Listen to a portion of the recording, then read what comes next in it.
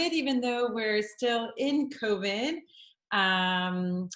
But this is our workshop where we're trying to focus on reinventing our business model to handle the current economic situation. This webinar is being hosted by the Cal Poly Center for Innovation Entrepreneurship Small Business Development Center for San Luis Obispo County. We're very excited to have amazing panelists available this morning, and our featured keynote is Erica Orange. I will introduce her shortly. We have about an hour with our keynote.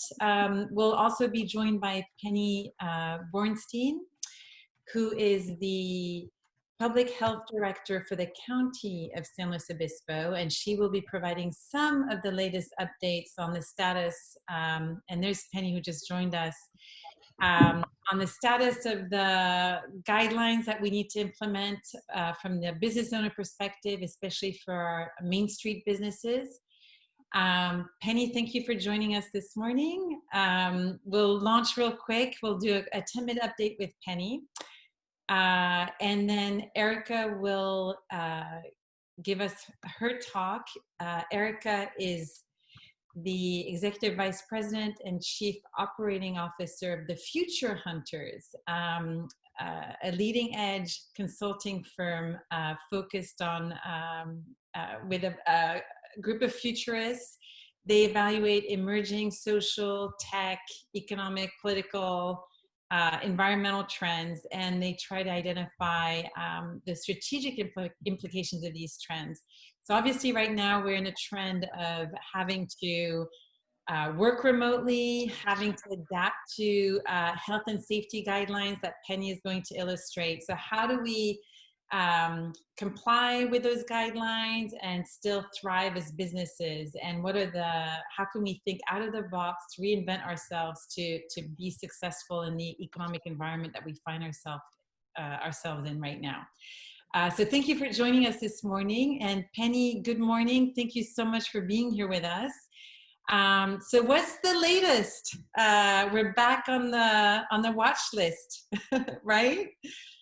Yeah, so actually for the first time, this is a new approach to dealing with counties or areas of the state that are seeing dramatic rises in their case numbers, in their hospitalizations. And so, yeah, I was watching the state map every day for ever since the watch list started at the end of June, and it kept the color for meeting all the state metrics is blue, and the color for being flagged as being worrisome, it was orange, yellow, and the color for being on the list was orange, and we were increasingly being surrounded by a sea of orange. And finally, our county, amidst to the north of us, to the south, to the east, has landed on that watch list. And so what that means, so getting on the state's watch list, the metrics that are utilized is threefold. It's what's happening with your disease transmission locally, so number of cases per population, percent positivity, and the importance of that is just to ensure that it's not simply a matter of testing more, but that the actual rate of positive cases is going up. The number of people that you have in the hospitalization and the change over time of hospitalized cases, and then whether or not your system is able to accommodate an increased growth in cases, so your ICU beds, your ventilators. So the metric that has gotten us on the so-called watch list is that our cases have increased dramatically over recent weeks. That is not a tremendous surprise, both because just in general, you know, we had gone from a period of everyone basically being in their homes except when you needed to make a grocery store run or gas up, or, you know, but largely people were sheltering at home, or essential workers were just going from home to work. And as we began to loosen up in our community, recognizing that we couldn't stay locked down through time immemorial, it was not unexpected that we would see cases, but we had hoped and continue to emphasize that the way we attain equilibrium with this virus is that though we want businesses to succeed and we want to be able to have some measure of normalcy in our interactions with people, we have to do it in different ways than we're used to. And this is not a permanent situation. I think, we've experienced a tremendous amount of exhaustion and fatigue and anger and frustration and sadness. But I do want to remind people we will get back to a time where we're used to hugging each other and gathering in groups. It's just that we have to, until such time as, and here are the two ways that we get out of this. Well, there's a third way, but it's not as good a way. Some people say, well, just let everybody get the disease and then we'll have natural immunity, we'll be done. But we'll also have even way more deaths than we do now, which far exceeds anything we've seen since in a century. So that's one way, but I think it's not a good way. The other way is we get an effective, safe vaccine. And the other way is there's a lot of effort being put into also safe, effective, widely available treatment. So those things are actually being developed at rapid fire pace. It is really hard work. It is, takes a period of time. But while that goes on, we have to, as a community, we have to stay strong, we have to stay together, and we have to each absolutely do the things that we increasingly are understanding about how we can manage this disease, not control it, not make it go away, but manage it. And so, I feel like a broken record when I say that means good hand hygiene, absolutely staying home when you're sick, keeping your physical distance from others, and increasingly we've come to understand that there is tremendous value in face coverings, both primarily for the wearer protecting other people, but also some measure of protection from getting the disease for people who are wearing masks. And I know that it's unpleasant, it can be uncomfortable, not everyone can do it. People have bona fide panic attacks, there are people with disabilities, there are people who have, breathing problems and need oxygenation. But for the most part, these are things that we all have to do over the coming 6, 8, 12, 18 months. I have no insights as to when we're going to have the other solutions in place, but this is not a permanent new condition in life. We humans tend to be impatient, and I completely understand the havoc that it's wreaking on our mental well-being, but I think this is the only way we can coexist. So some of the other things that we really track that are critically important to our management of this disease is having a good testing system in place. And that has become challenging in the last couple of weeks, both from the demand side. There's a way higher desire for people to get tested for all kinds of reasons. One, because we're seeing more sick people. They need to get tested when they're sick. Many more people are being identified as contacts, and so we recommend that close contacts get tested. Lots of businesses are developing a strategy of wanting to test everyone before they come back to work, and that is a part of the testing system that we really can't accommodate, especially if it's a every week kind of thing. We have asked that of our most vulnerable settings, so skilled nursing facilities, long-term care facilities for the elderly, our prison, places where it can go up like wildfire if we were to get cases in those facilities, and we do ask for routine testing there, but we really are asking that businesses not use a negative test as a metric for being able to be at work, because it's putting an incredible demand on the system. So both from the ability to get tested and the appointment time, that is proving to be challenging, but also the national system for reagents is again, and I'm not sure why we're here again, because we should have been able to foresee this, but we do not have adequate testing materials to keep up with that demand. And also the number of laboratories, though they have come up tremendously, are having a hard time keeping up with the turnaround time for testing. So that's one of our biggest challenges right now. The other thing that, sorry, do you want to? No, sorry. And on that same note, Penny, I was thinking from, so as you mentioned at the start of your talk, so we're on the watch list, we're orange right now. What's the direct impact on our local businesses that have that are open to the public? So how does that affect their day-to-day business operations? So you mentioned some business owners are seeking to get their employees tested before they come back to work, but aside from that, how does it affect the operational side? Yeah, so the particular businesses statewide that have been deemed as the highest risk and need to close are bars and brew pubs and pubs and places that do business in the alcohol industry.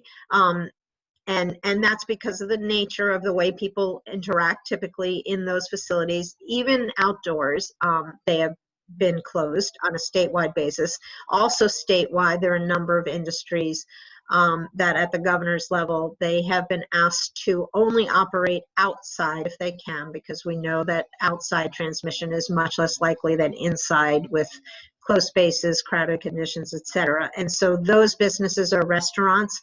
They are houses of worship.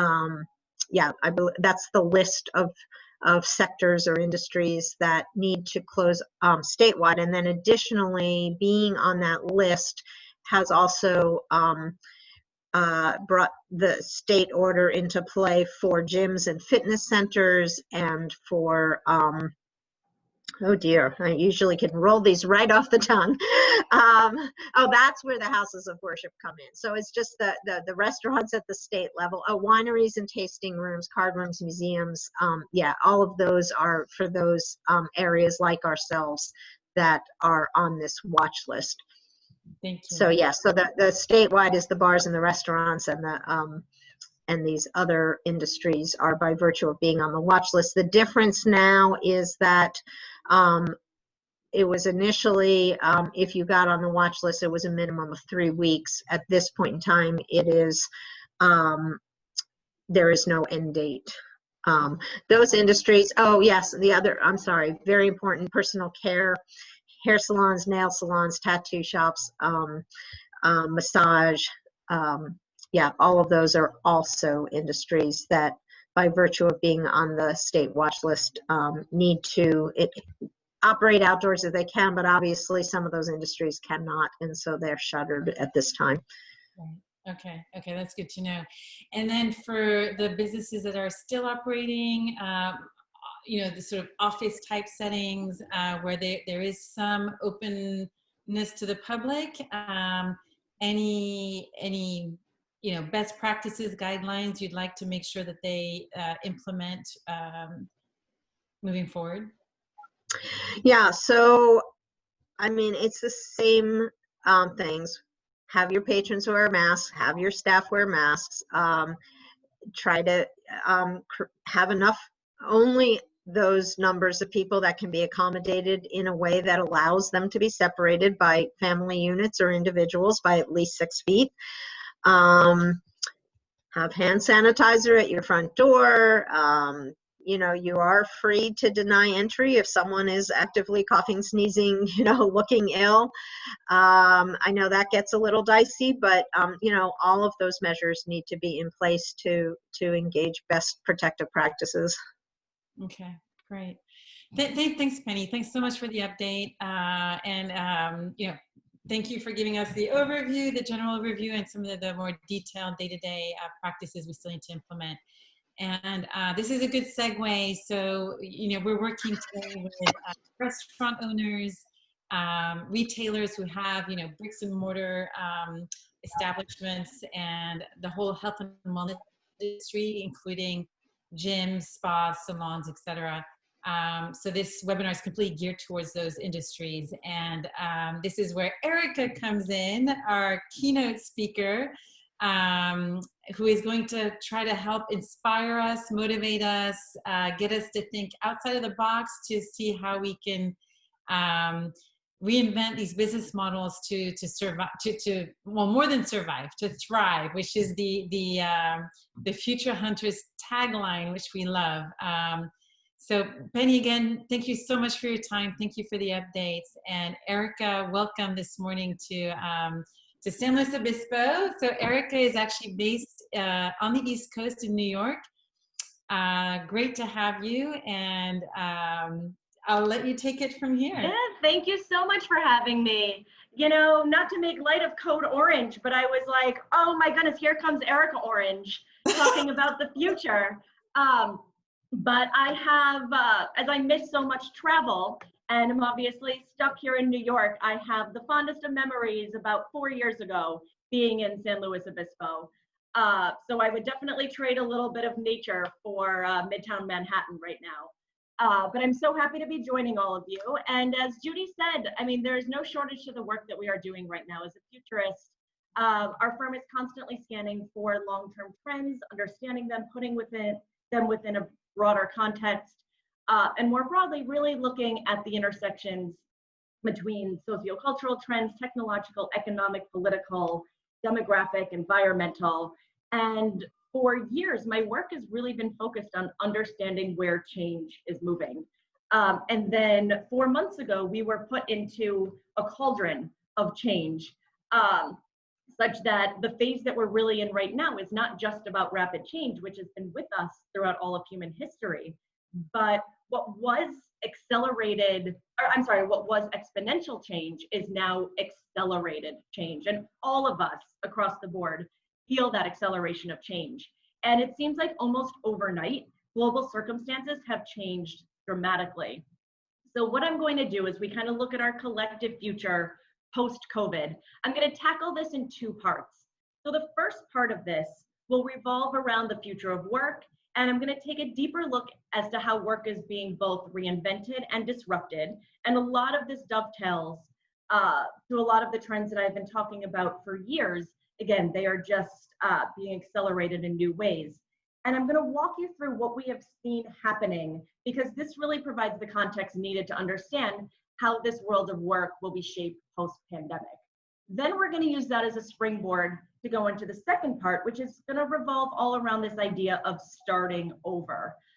In other words, kind of going back to what Judy said, focusing not just on how to survive, which really isn't enough today. It's really how do you thrive? It's how do you find the opportunities that are right for both reimagination and rediscovery in an environment that is increasingly tumultuous. So let's start first, really dissecting what's happening here with the future of work, going beyond just stay-at-home measures, or something that we call VRFlex, or virtual and flexible work. We know that this has been the trend for a while. We see it happening en masse right now. But when we look at this pandemic in particular, we see that it is not only accelerating previous trends, but it will be directly responsible for the disappearance of entire sectors and subsectors of human labor. And again, going to the doom and gloom first before we really flip that narrative and think of all of the opportunities inherent in it. So we as a firm have been focusing for years, and many people have been focusing for years, on the likelihood that advanced technology, particularly the rise of automation and artificial intelligence, will disintermediate large swaths of human labor. We know that to be true. And that was one of the things that accelerated what we were calling a recession or a transformation back around 12 to 15 years ago. That is a lecture in and of itself. And this process has long been happening in traditionally blue-collar sectors. And then the scary part, and the thing that really brought about a lot of fear, trepidation, and anxiety amongst a lot of people in a lot of industries, which was wholly justified, is the fact that that looming threat posed by technology then morphed into the disintermediation of white-collar jobs. And that was really what we were starting to tackle even prior to the pandemic. And these are even the jobs that revolve around what have long been even uniquely human traits, like creativity and empathy. And then, as I said a few minutes ago, almost overnight, these global circumstances changed. And it's heralding an era that's ushering in this massive disintermediation of labor. The whole industries, entire industries, no matter what they are being forced to pivot in near real time. And they are being forced to pivot permanently in response to all of these unprecedented conditions. All of this forces us to ask ourselves three simple but yet very fundamental questions. The first is, how will the fast tracking of digital transformations impact the future of work? The second is, how in turn will COVID speed up the use of robots to replace human workers? And the third question is, how will companies expand how they use robots to increase social distancing? So employers are already struggling to find enough workers in a tight economy, and could stop looking for humans entirely and instead embrace machines. And many experts think social distancing directives are actually an opportunity to streamline production and could prompt more industries to scale automation. So examples of technology already enhancing or replacing human labor are evident in many industries. So let's start with health and medicine for starters. A hospital ward run entirely by robots has opened in Wuhan, China. There's an image of that right there. And again, this is a global phenomenon. We see this happening in Israel. Robots are taking the temperatures and vital signs of patients who may have the coronavirus and helping doctors diagnose them from another room. Can I jump in real quick? Sorry to interrupt. Yeah. This is amazing. Can we put the viewing into full screen? Is that an option? Oh, yeah, sorry. All right, so I'm just gonna keep talking and then I will pop up the slide as it happens. Does that work? That'll work fine, yes. Is this fine? Yeah, because then this way I can see what I'm also talking about with each slide. Perfect. Okay, so here's the slide of what's happening in Wuhan. And my slides are so skeletal. The biggest thing is I just want you guys to also listen, take notes. It's kind of like drinking from a fire hose here, because there's no shortage of the things that we're looking at. So the slides are merely just kind of some visual aids to get you guys imagining things. But let me just keep going with some examples. They're doing the same thing in Israel. I don't know, kind of raise of hands if any of you guys have heard of what Boston Dynamics is doing with their Spot robots. But these robots are both delivery robots and they're also being used in hospital settings. These robots are going in armed with iPads and they're letting doctors actually enter the rooms. The robots go into patients' rooms without risking infection. And it's even going one step further because doctors are using mixed reality. So basically augmented reality headsets to communicate with peers, reducing how many medical workers need to come into contact with COVID patients. And then we also see with medical supplies strained, healthcare professionals and technologists are coming together online to crowdsource repairs and supplies. And I'm going to be talking more about crowdsourcing in just a little bit. We also see a lot of really interesting things happening in retailing. So the grocery industry is a prime example of this, and they are leaning much more on automation to free up employees to deal with surging demand. The demand is there. It's just that how they are filling demand is starting to change. So as panic buying ebbs and sales decline, companies that reassigned workers may no longer have a need for them. So it's prompting many retailers to adopt more aggressive, what's referred to as contactless checkout options. And Walmart is a great example of this. And they've really been at the forefront, not just now, but for years. And they're using robots not only to scrub their floors, but they're actually looking to replace many of their human cashiers with robotic options as well. Now this untacked phenomenon, this is a new term that's out there now. It's really kind of contactless everything on steroids. And it really describes what a contactless society could look like post-COVID. And this has been gaining a lot of momentum, particularly in South Korea. And we know that in a lot of these Asian countries, the tech trends first are kind of seeded there before they become more mainstream elsewhere. So there are many things such as robotic cafes, And we even see this impacting spas. Spas are even offering virtual reality as a treatment option, which is really interesting and something that's been talked about for years. Because adding virtual reality to a menu is relatively low cost. The cost of the hardware is starting to drop. And beyond investment in equipment, the estheticians or staff are not required to actually do the treatments. And beyond industry, a lot of the talk now is all around the future of education. All of this, the rise of automation and AI and the untacked phenomenon, it's having a very big impact on the future of education, learning, and it's even in some ways rewriting traditional rites of passage. So in Japan, for instance, schools, just like they have been here, have been closed due to COVID, which means that some students miss their graduation ceremonies. So some ceremonies actually had robotic stand-ins. And here's an example. Basically, there were iPads put onto robots and created these avatars. So it kind of felt as if they were there, kind of. And then a group of very creative elementary students actually had a graduation ceremony digitally in the game Minecraft. And Minecraft is a place where they're all meeting anyway, so they figured they might as well replicate their graduation experience there. Now, as I said, a lot of these trends then trickle into the US. So this has become a growing thing amongst students here. Students at the University of Pennsylvania, for example, known as PennCraft students, they began to recreate their dorms, food trucks, local sculptures, quads, all of these things in game. And the real purpose of this is that these college Minecraft servers bring students together. They can form community in new ways. And ultimately, they're rewriting what it means to be on campus or graduate.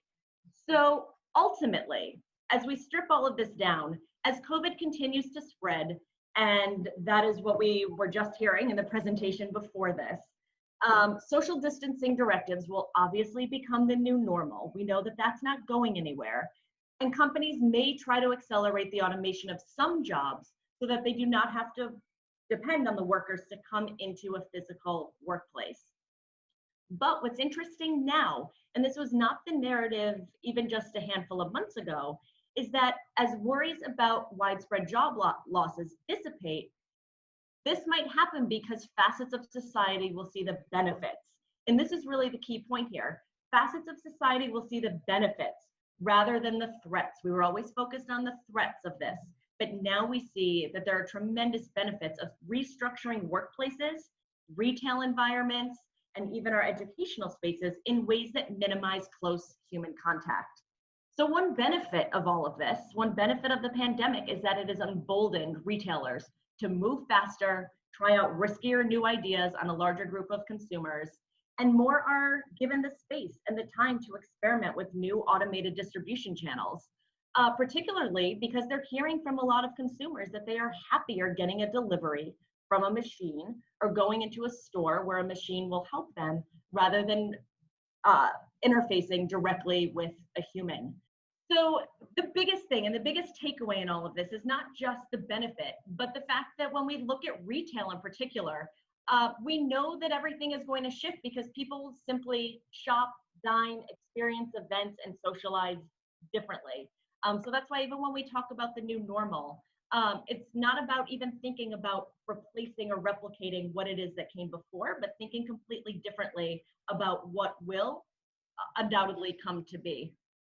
So the biggest thing is that even as restrictions are lifted worldwide, there will be a permanent and seismic shift in two really critical areas. So the first area is that businesses, again, no matter what business you're in, all businesses will be forced to re-engineer their entire operations, their entire supply chain, their entire workforce to prevent future disruptions like COVID and future iterations of COVID. We might go through this drill again many other times in our lifetime, from putting them out of existence. And it comes down to one really critical thing. And it's something that I've talked about for years, but it is so true today, and that is future-proofing. It is how do you future-proof any entity, future-proof any sector, and this will take on urgency like never before. Now, the second really critical shift here is that consumers are already rapidly adjusting to the realities of this post-pandemic world. It's amazing the power of human resilience. And many will remain uncomfortable with human-to-human touch points in medicine, in retail, in food service, in travel and tourism, in public transit, in ride sharing, and the list goes on, particularly when automation can be equally, if not more, effective. So, as we extrapolate all of this out and look even bigger picture, two really big questions to throw at you guys. The first is, what might be some of the biggest lessons? What are some of the biggest takeaways when all of the dust settles? And more importantly, and this is really the million-dollar question for everybody today, which is, what are some of the silver linings? What are the opportunities that may emerge from the first truly acute worldwide crisis in generations? So like any other thing that kind of throws a wrench in it, whether it's war, whether it's depression, this pandemic in some way offers a type of X-ray. It's a societal X-ray, and it's allowing us to see all of the different broken pieces. And it was possible that Americans would have done nothing about all of those broken pieces had they not been exposed to the pandemic.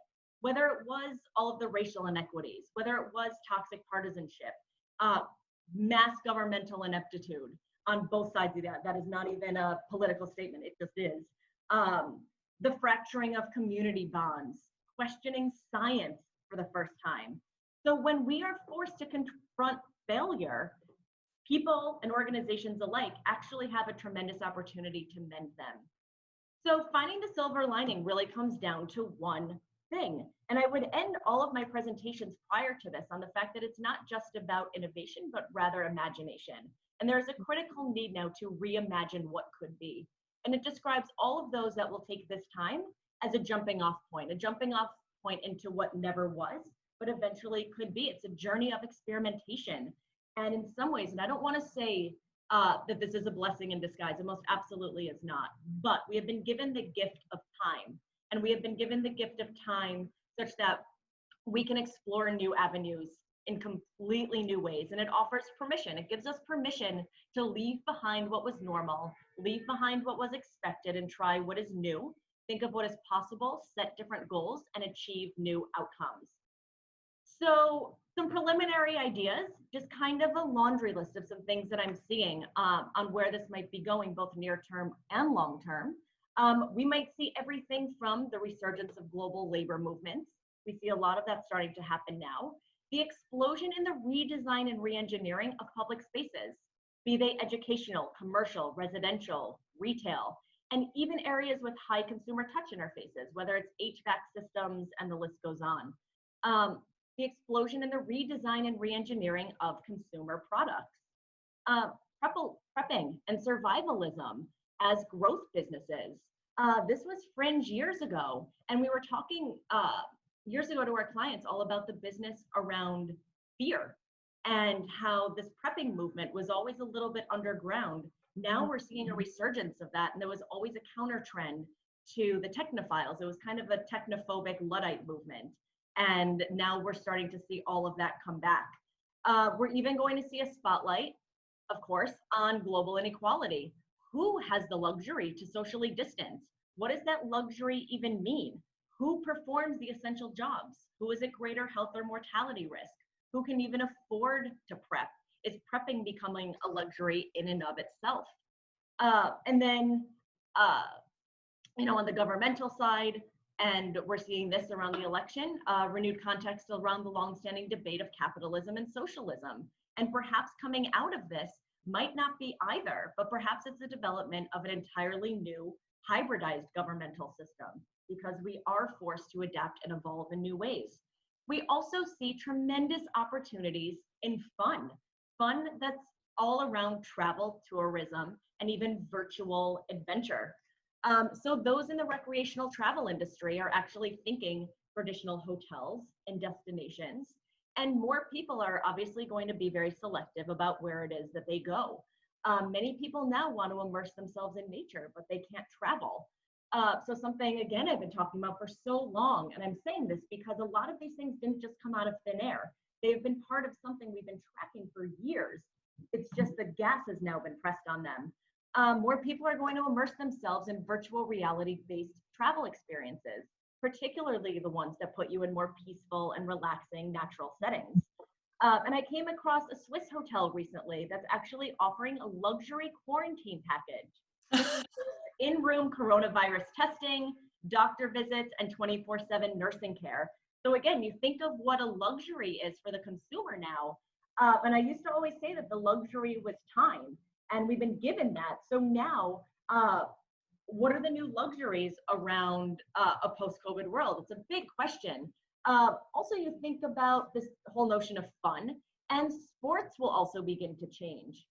In Taiwan recently, they put robotic mannequins in the stands, physical mannequins, to replicate people. They were kind of humanoid robots. So if we can dress up robots like fans in baseball stadiums, then imagine if people can virtually inhabit those robots and have the feeling as if they are in a sporting arena from the comfort of their own home. Things that used to sound so sci-fi are now becoming much more commonplace. We're also going to see reinvention and reimagination opportunities in retail. I know we have a bunch of retailers on this call here today. So while we may see a permanent decline in conventional retail, again, not a new trend, we will also see an uptick in growing trends, such as an already surging secondhand clothing market. I was reading recently that upwards of 70% of all consumers agree that addressing climate change is more important now than ever before, especially because many people think that we are in the midst of this pandemic because of what's happening with the climate. And this is one of the things that a lot of young people are focused on: transparency, authenticity, messages of sustainability. So more retailers have started to focus on recycling and sustainability measures. Eco brands like Allbirds or Patagonia are actually churning up 57% more interest on ThredUp, so the secondhand clothing site, since COVID began. And I talked earlier about this, the untapped industry. And many of these companies are starting to really tackle the untapped industry. Hyundai, for example, in South Korea, is hosting events such as stay-at-home live concerts. And then there's another really funny example I came across called Meatbox 365. And this is an automated, unmanned meat vending machine. So fresh cuts of meat are put into this vending machine, and it's for people who might be too afraid to visit restaurants and who still want to cook and feel as if they're going out and having their own food, but are still a little bit too nervous to go out in public. And Chinese retailers, because they obviously have been dealing with this for longer than the US, some Chinese retailers are thriving amid disruption. So multi-brand jeweler called Ideal, they fast-tracked its new retail initiative, and it turned the company's sales associates into live stream broadcasters on social media, and each one manages their own virtual store. Another example out of China is Forest Cabin, a cosmetics company that decided to go online full force, promoted products through multiple live streaming platforms and several social media apps. And the biggest thing here is that retail resilience in this environment comes down to one simple thing, regardless of geography. It is about retailers that can transform traditional business models rapidly by leveraging many different digital practices. So it's no longer just about e-commerce or marrying brick and mortar with digital. It's leveraging digital in completely new ways. And it's really about optimizing, leveraging, and integrating all of these different channels. So I put on my imagination hat and I tried to extrapolate this out even further to get you guys thinking about the things that we might even eventually see. So will we see things like spaced waiting lines that are designed or branded much like the floor space, with ways to make use of the waiter's time on lines? There is now the business of waiting in line, and that is an untapped value proposition. I talk about time as a new luxury. How can a retailer actually capitalize and monetize the waiting experience, especially when we are forced to socially distance and spend a lot of our time waiting to get an item, pick up an item, or wait for a cashier? Will we see virtual fitting technology so that you can see how any item based on barcode will exactly fit on your body, not just online, but even in store? And many more virtual stores and virtual worlds or virtual games. From an infrastructure perspective, will we see HVAC systems that continuously kill viruses and germs on surfaces and in the air? Or even imagine nanofabrics on book covers. You go into a bookstore that allow for self-cleaning as people peruse and touch them. Or even geo-positioning technologies like GPS for indoor environments that beep alerts when people are too close to each other. So that's, or even sensors embedded ubiquitously that determine whether a surface has been cleaned since last touch, kind of like a red light, green light. Or virtual beauty overlays projected onto your Zoom or any other video meeting so that it can do your eyes, lighting, skin in the way that you would like for that occasion. What a cool opportunity for a brand like Sephora. So again, what this really boils down to is that enterprising retailers have a completely new canvas with which to experiment. So those that have no ability to reimagine will have little ability in this environment to be relevant, to be successful, to be admired, or to be necessary. Now, there's also another very powerful driver here, and that is the emotional and the psychological response to nostalgia. And that's going to be a really major thing because it represents the desire for familiarity. And it's kind of like a type of security blanket, and it's helping us cope with uncertainty and chaos. And if you go to any of your social media feeds, they are flooded with nostalgic images. And people are craving these more emotionally driven, curated nostalgic experiences. One example is that with all of the movie theaters being closed, the drive-in theater, which is such a kind of dwindling nostalgic act in a lot of ways, we're seeing this even experience a momentary return to prominence. And embracing nostalgia, if you think of how to actually leverage that from a branding perspective, there could be a unique opportunity to interact with very different consumer segments. And Walmart, again, here comes Walmart again. They just converted some of their parking lots into drive-in movie theaters. And this is, again, leveraging kind of the right of way, unused space, and rethinking how to leverage it. So it's the business of waiting time, and it's the business of parking lots. And it may eventually even cause other big box retailers or even smaller retailers to reimagine how they leverage unused space in totally new and creative ways. And then there are smart businesses that will create options designed to cater to people who don't want to get out of the house and don't want to get in other people's spaces. So the restaurant industry, for instance, expect many restaurants and bars to not only add or expand outdoor dining or drinking areas that we know, but they might even look to installing retractable roofs. Some are even looking at individual pods to put people into. But the bigger thing here is how it's going to influence, I think, home behaviors. At-home cooking will continue to be a growing trend post-COVID.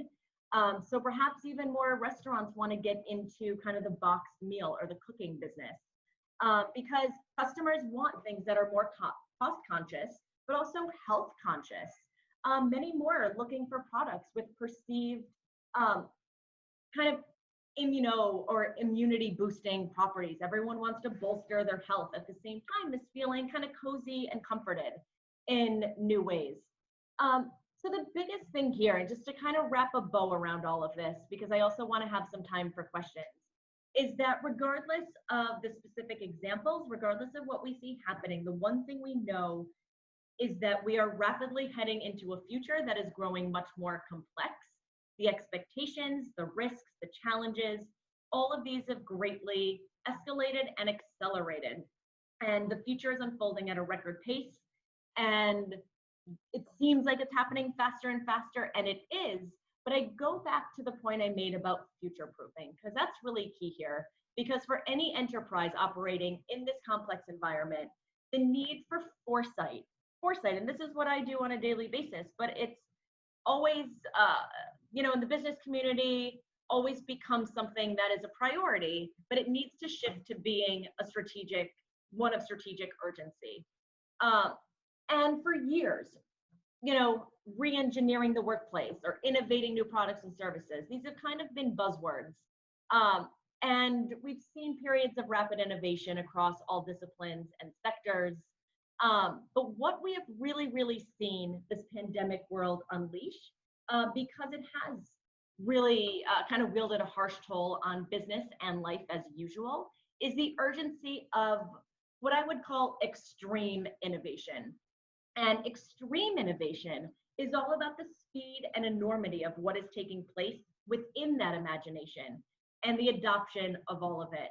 And Judy and I had talked, and I was saying it was interesting whether it was my clients or even just businesses that I knew and had kind of seen from an aerial view, the fact that so many would slog through innovation cycles that would have to go through very complicated R&D, and the pushback that I would always get from a lot of them when it came to adopting all of these kind of future-proofing techniques and thinking of new products and services. It would always take years to come to fruition, and it would be such a long, laborious process.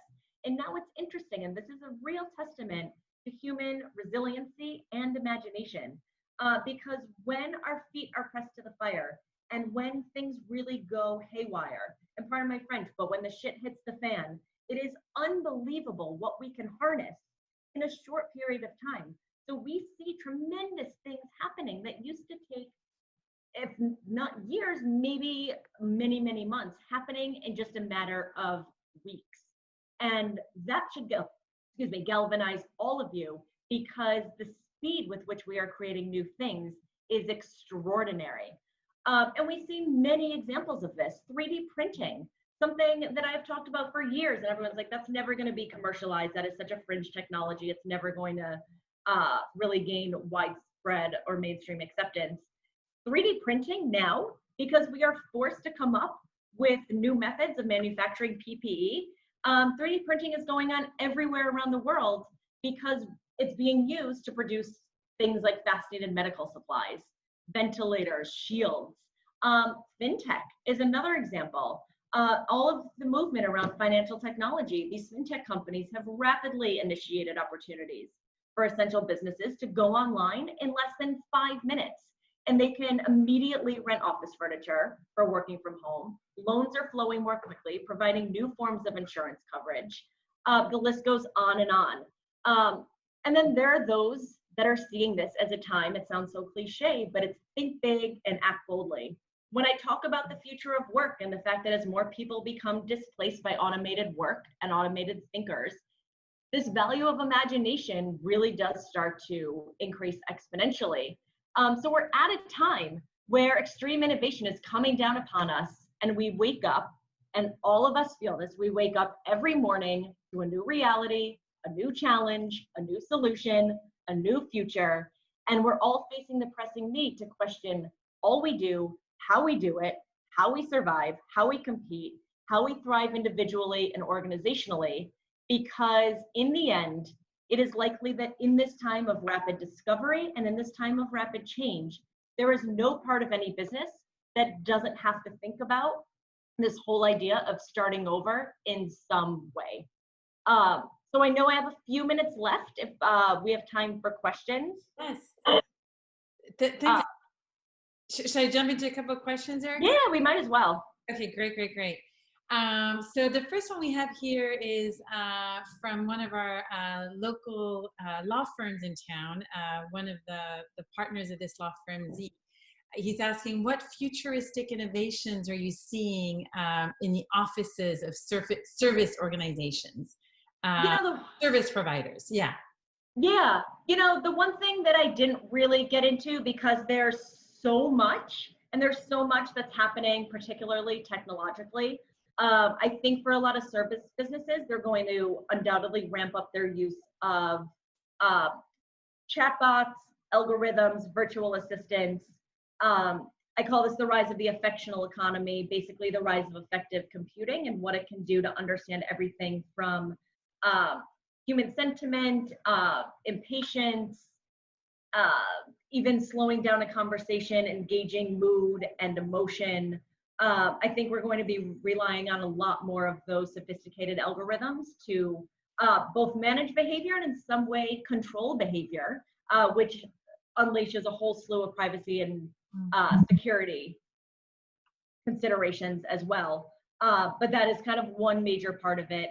In addition to, again, this whole notion of freeing up time, relying on sophisticated AI to do the more mundane and routine tasks that are not needed, especially when we're looking to drive efficiency in new ways.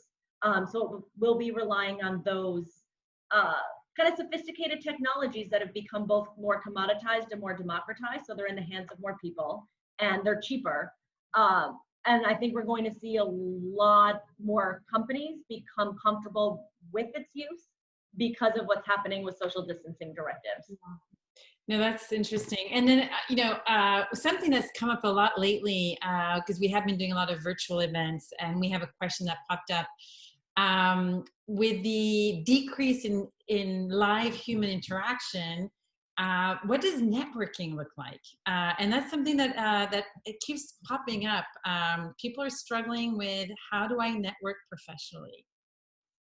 Yeah, and this is where I say it is all about trend, counter trend, and that this is merely a snapshot. So let me rewind.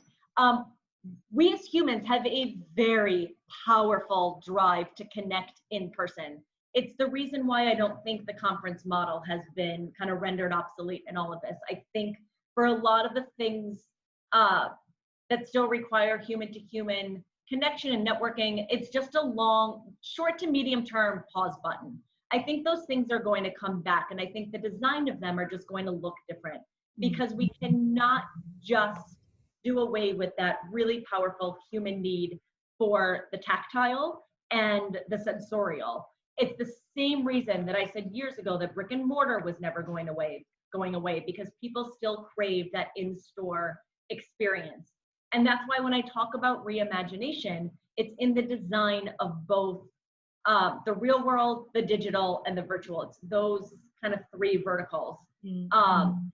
So again, we're never going to just do away with human interaction. It's just that it's going to look very differently. And I'd say for the next, I think it's going to come back. These things are going to come back, obviously, once we have a vaccine, but also not next year, but I would say probably maybe around 2022, which sounds far away, but it'll happen.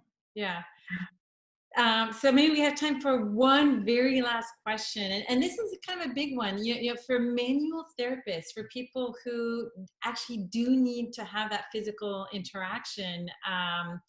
You know, what are you seeing? What are the evolutions there for physical therapists? That's one specific sector that we're looking. Yeah, absolutely. And I go back to what I was just saying about, you know, human to human touch. I was reading recently about something called skin hunger, and the fact that a lot of people who are prone to depression or anxiety, a lack of touch has been really detrimental to their mental health. And not even those that have those two conditions, even just, you know, you or I who still need that interaction. So again, you know, I'm a physical therapist in New York. They have reopened, you know, it's just with shields and gloves and sanitizer and the whole slew of PPE. And that's why I say these services are not going to go anywhere. It's just the design of them will look differently. And perhaps, you know, and that's where like the designers might get creative. Perhaps it's like a pod of some sort. And that's where virtual reality could become cool, because if it feels too sterilized, why do you have to physically have your mind there when it can be transported elsewhere? And you could experience, whether it's a massage or a surgical procedure, by laying on the French Riviera, wherever it is that you want to, you know, you derive pleasure. So that's why I think it's the merger of kind of the real world and the virtual world that will provide some really interesting opportunities, particularly in the areas of kind of healthcare, wellness, and what in our firm we call swellness. Oh, that's a cool term. Well, thank you, Erica. Thank you so much for inspiring us, for highlighting all these new trends. It's definitely fascinating. And yeah, at the end of the day, I mean, I guess the big takeaway is this was coming, was going to happen, AI, VR, etc. And to your point, it's just been extremely accelerated due to the pandemic. And so we just need to sort of switch our mindset and figure out how to jump onto the bandwagon, because it was happening anyway, right? Absolutely. I always say the future will happen with or without you. So get on board or be left behind. And again, apologies for the PowerPoint. I will share the presentation with the examples in the notes section so all of you can have a visual. And then just one quick thing. I saw a question come in about UBI, Universal Basic Income, which we obviously do not have time to tackle, but I've done some writing on that recently. So I'd be happy to share a couple paragraphs of my thinking around that might be helpful to some of the participants. Wonderful. So all participants, we will share the slide deck, and we will share the blog that you just mentioned, Erica.